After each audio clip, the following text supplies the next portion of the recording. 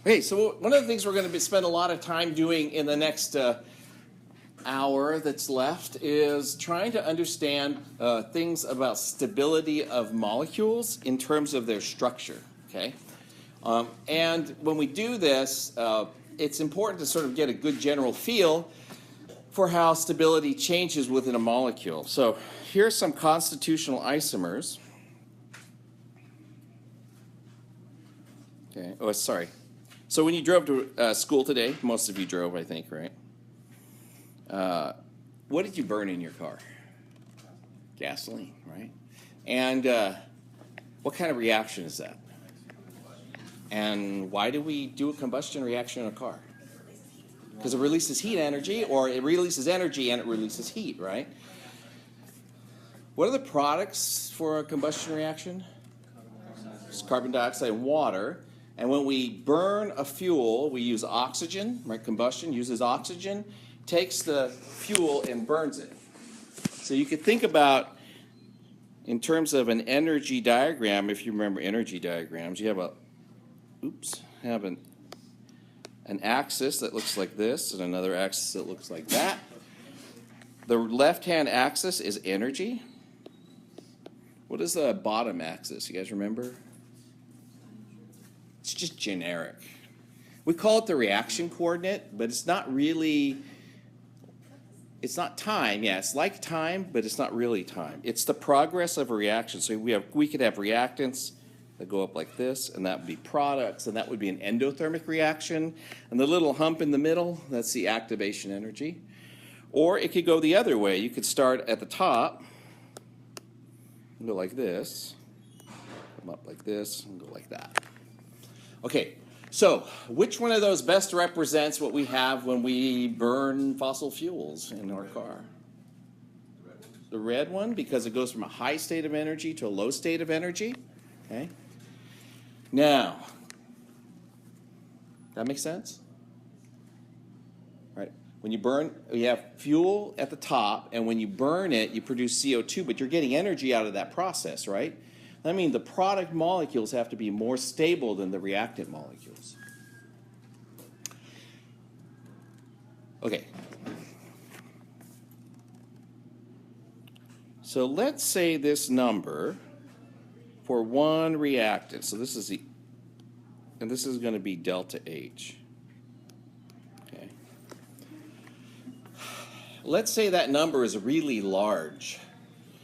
What do you think that implies about the stability of the reactants relative to the products? Let's say that delta H is a really big, you got a big number, right, and it can produce a lot of energy, then it's unstable, right? If delta H is small, so delta H is large, let's say less stable. And if delta H is small, that's more stable. Oops, L didn't go. So this is what chemists do. They want to compare molecules and how structure affects stability. They take a bunch of different molecules that produce the same products, and they burn them. Okay? The experiment looks something like this. These are all isomers of octane.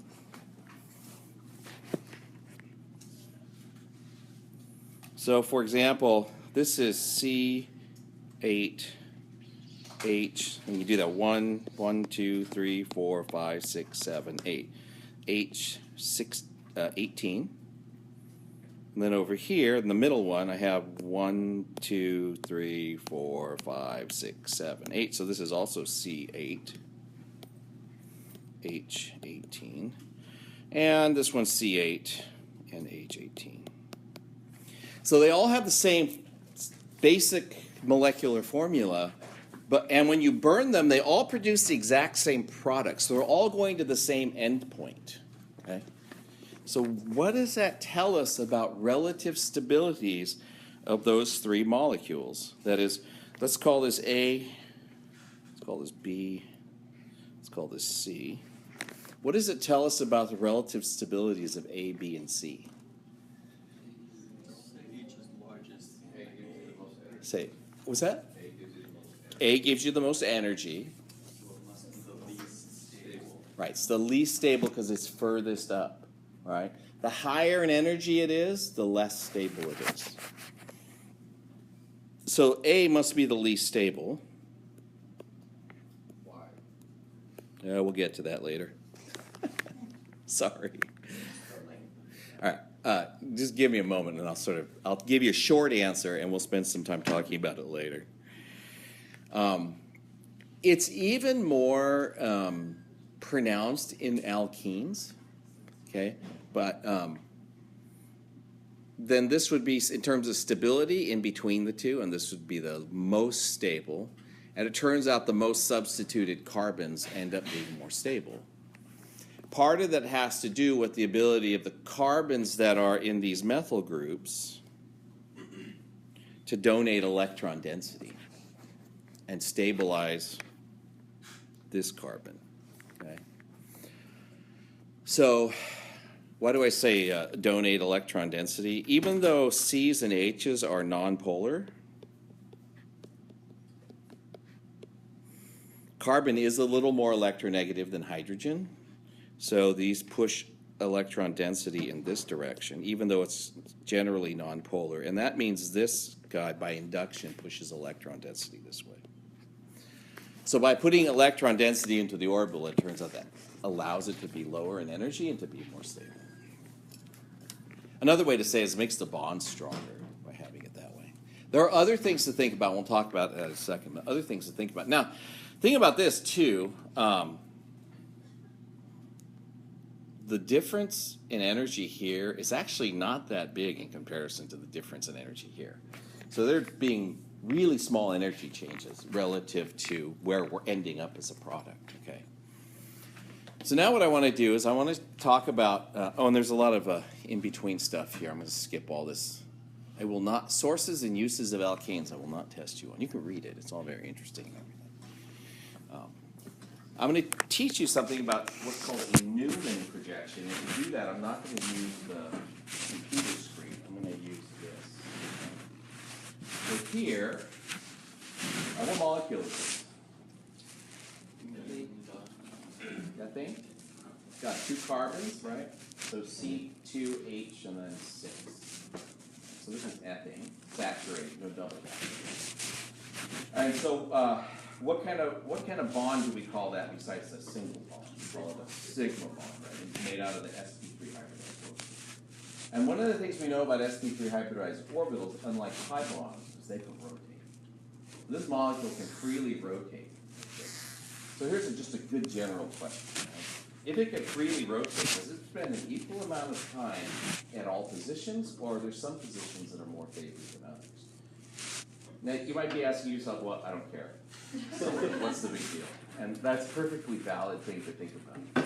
But if you're interested in how reactions take place, right, and you react to molecules, generally speaking, when 2 molecules react, they'll react in some configuration that's the most stable, because that's the configuration it's usually in. If it can't reach that most stable configuration, that might actually slow a reaction down. So understanding like whether or not the molecule likes to be like this, or like this, or like this, or like this, or like this, makes a difference in our understanding of how the molecule can react in order to form whatever product it is of the reaction. Does that make sense? How much variation is there going like a really non-polar molecule like that? A fair amount. It turns out, and I'll show you how you can do the calculation if you want, but I'm not going to do the calculation. I'll show you how to do it in case it ever comes up on like a job application. Calculate the equilibrium position of this particular. No. It won't happen. So anyway, I'll show you how to do it because it is kind of interesting. And you know how to do it already, actually. So I'm going to teach you how to use what's called the Newman projection. But before we do that, I'm just going to show you 2 other representations. Wedge and dash, or hatch and wedge. The wedges are going which way? Out. And the hatches are going in, right? And this is supposed to represent a molecule that looks like that. See, this one's coming out. This one's going back. And then This one's going out and this one's going back. So that's one way you could try to represent it, but it still kind of looks two-dimensional, right? Another way to do it is a sawhorse. In a sawhorse, this is in front and this is in back. Okay? So in the sawhorse, what do they call a sawhorse, by the way? It looks like a sawhorse, like when you do woodworking. Why is it called a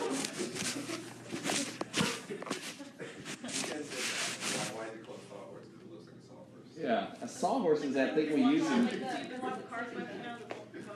is it called a rock? Because it looks like a rock. Yeah, sorry. It looks like a letter A, and then you stick something on it like this.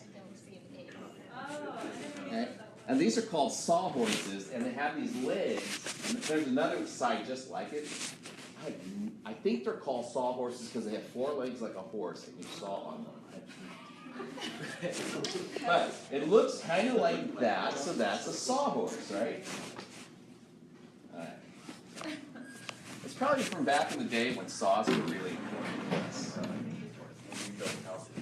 Yeah, when you had to build a house, you actually went and got a tree and cut it up into lumber and made houses out of it. Yeah. So, but the preferred way for doing what we're about to do is to look at what's called a Newman projection. And there's different ways to perceive what the Newman projection is. But I always think of it as this. See that point there? That's the front atom. And if you look at the front atom, you can see that there's a hydrogen going up like this, and a hydrogen, see this hydrogen in the back? That one's on the rear atom. So if there's 2 carbons like this, that's what that one looks like. And let's see if I can just make it do it for fun. There we go. Whoa. Right? I can make a barking dog too, but it's not as impressive. So that would be the Newman projection for this one. But you notice we have a circle back here, and then we partially block out these bonds here. That's because they're the rear hydrogens. They're the ones, you can think of it, you can't see this. If you're holding this right to your eye, you can't see this carbon. You can only see the one in the front. So, a couple of things. Let's do a hatch and wedge like this.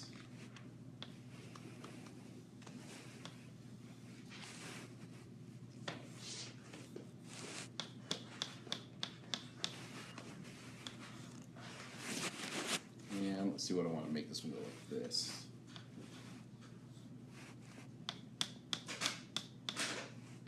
And I'm just going to call this A, B, and I put an H down here and call that C and D, just for fun. So if I'm looking at it from this direction, that is, we like to draw these eyeballs. That's an eyeball. Looking down in that direction, which way is this going? Down to your right. To my right, towards you. This one's going away, right? So if you're actually to hold your hand like this, it helps. You know, you hold your hand, you think, okay, B's on this side, D's on this side. C and A are in the back. Okay? Now, if I wanted to represent this as if I was looking down in this direction, you notice that these bonds, let me color them in really quick. These bonds.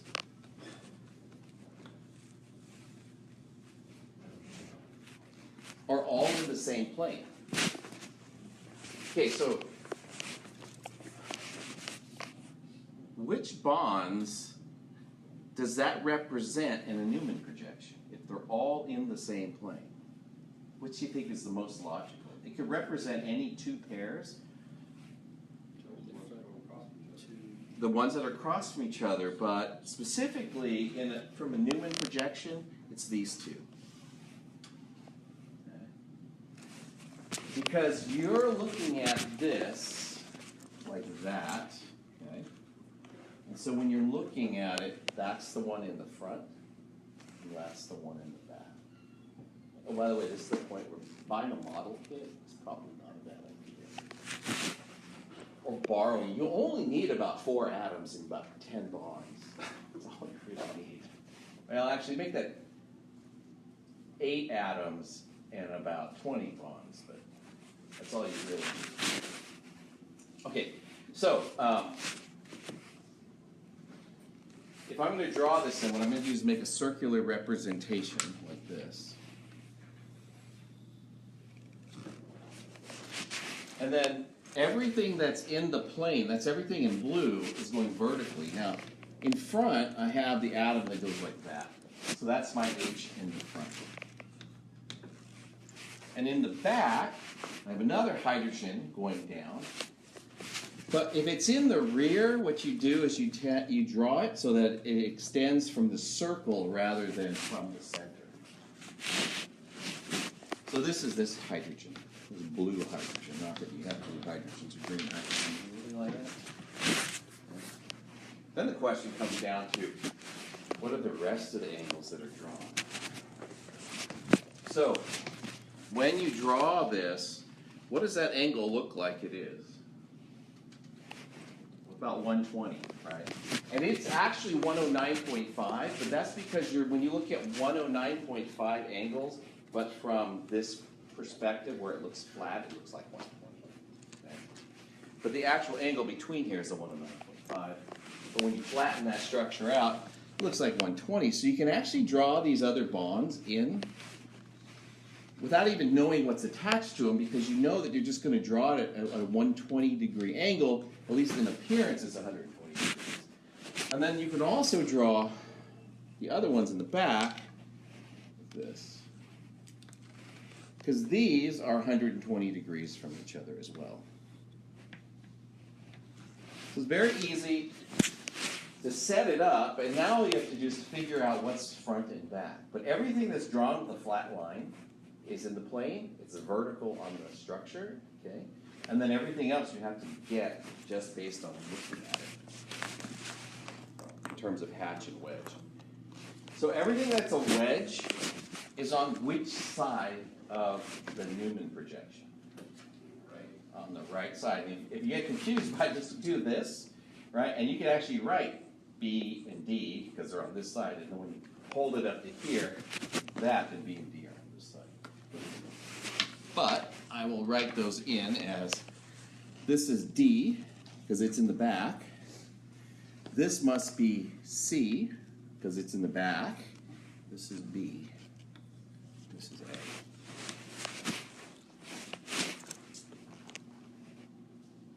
Make sense? It's like a drawing transposition skill. Okay?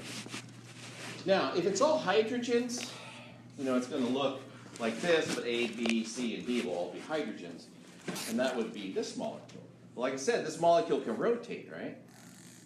So you can either decide to, in these problems, a lot of times you're asked to rotate and look at the different, what we call conformers. They're the same molecule, but different configurations of the same molecule as it rotates through its bonds or vibrates. Okay, so there's known as conformers.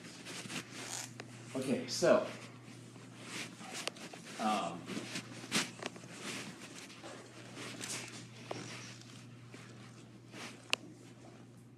you guys remember Vesper theory?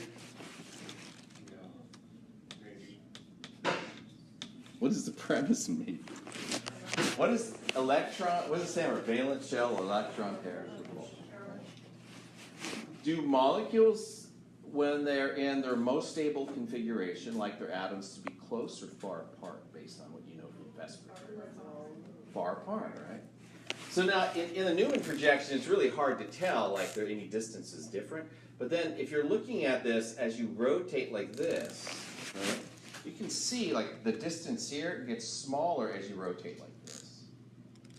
And there's going to be some repulsion from this group to this group as the molecule rotates around in its different conformers. Now, even though it does go around 360 degrees, there are two conformers that are really important to understand in terms of their relative stabilities. One of them is this one. This is the staggered conformer.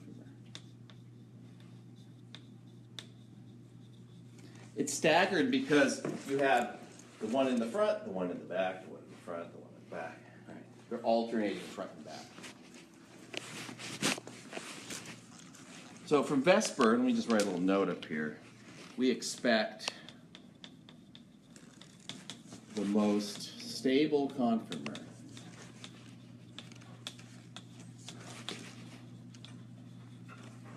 has the groups farthest apart.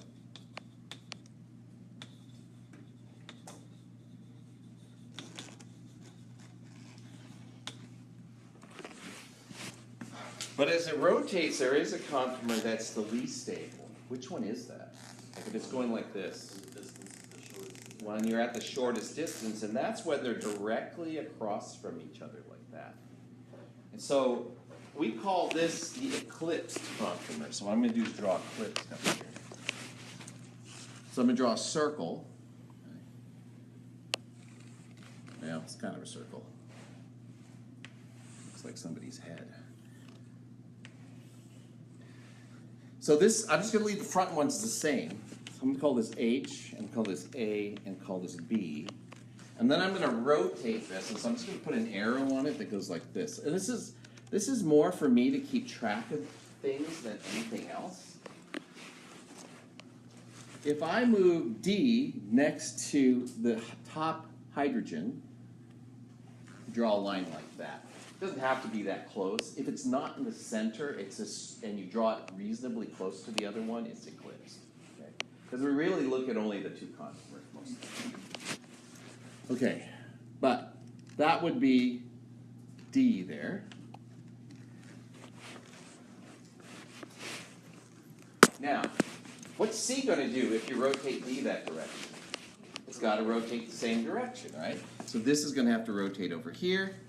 Just for consistency's sake, I like to draw, if this D is to the right of the topmost, then this will be, like if you held your head this way, to the right of that, see?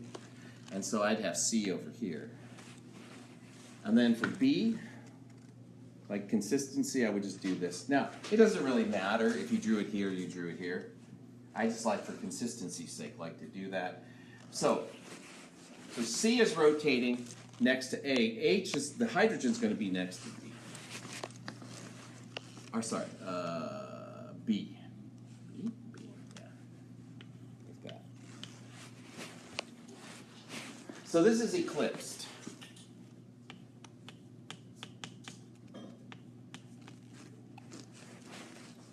All right.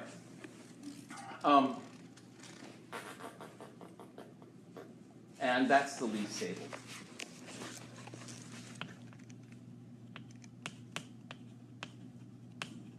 Now it's important to recognize there's only two configurations for, or two conformers for this molecule, just because all the groups are exact. A, B, C, and D are all hydrogens in ethane, right? But if the groups are different, if they're bigger or smaller, then there could be multiple eclipsed conformers that have like undesirable interactions. Okay, so that is big groups next to each other. So we're going to just practice. Let's draw the Newman projection for that molecule. Based on where the observer is looking, that's actually looking, if this is the number 1 carbon, or this is the number 1 carbon, that's 2, and that's 3. We're looking from 3 to 2. So in this particular example, we're going to look from carbon 3 to carbon 2. I'll write some of this on here.